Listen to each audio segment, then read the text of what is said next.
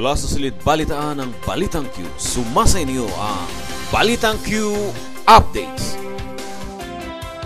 Nandito po ako ngayon sa Filipino Community Center upang saksihan ang online voting para sa OFW para iboto ang Puerto Princesa Underground River.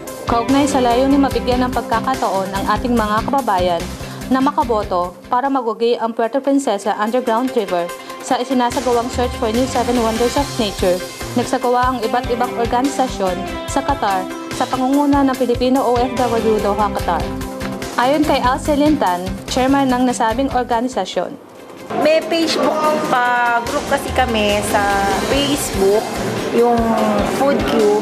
So, ang ginawa namin, nag-send kami ng mga invitation dun sa mga members namin na nakalagay sa page, lalo-lalo na yung mga mobile user nga na hindi makaboto, para makapunta dito sa venue natin sa FCC para makapag-vote sa Puerto Princesa para sa 7 Wonders of Nature. Ang nasabing aktibidad ay isa lamang sa mga isinasagawang paghahanda ng organizing committee na pinangungunahan ng Balitang Q para sa paglunsad ng I Voted Puerto Princesa Underground River sa darating na ika-7 ng Oktubre 2011. Isa si Arlene Angeles na nagtatrabaho bilang domestic helper ang bumoto sa nasabing online voting. Ayon kay Arlene Angeles, gusto ko lang pong masama ang PPUR sa 7 Wonders of Nature.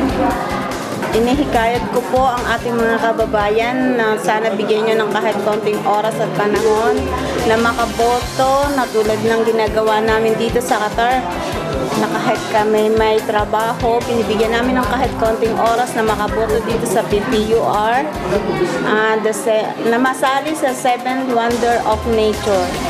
Ayon naman kay Raymond Crisostomo, andito ako upang maging kabahagi sa sinasagawang pagboto ng New 7 Wonders of Nature para manalo ang Puerto Princesa Underground River. Sinabi naman ni GJ Malate, ini-encourage ko ang ating mga kababayan para iboto ang Puerto Princesa Underground River upang manalo sa New 7 Wonder of Nature. Ayon naman kay Ne Antejandra, ini-encourage ko kayo mga kababayan ko na bumoto din kayo, hindi lang kami, para naman mapabilang yung bansa natin sa 7 Wonders of Nature.